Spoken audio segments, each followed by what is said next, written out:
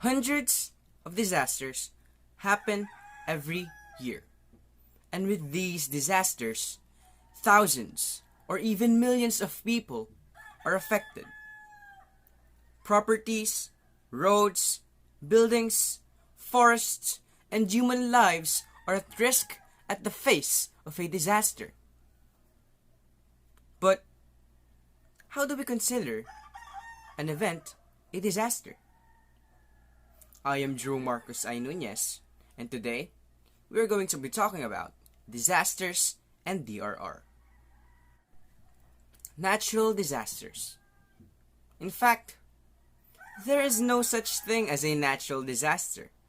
There is only natural hazards such as floods, earthquakes, tsunamis, and volcanic eruptions, and man-made hazards such as wars, riots, and conflicts.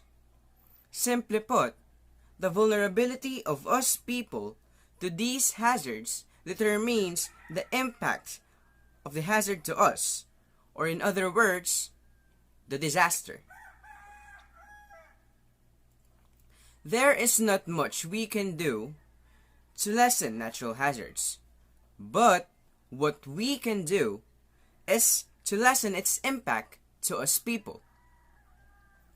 This is where disaster risk reduction, or DRR for short, comes into play. DRR. DRR means managing disasters, which means managing the risks and lessening the vulnerability of the people.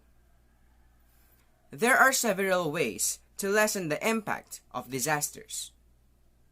One way is to strengthen infrastructures by having building codes prior to the possible hazard in the location. Which means that if you were living in an area where it usually floods, you could have your house built higher above the ground to compensate for the possible hazard.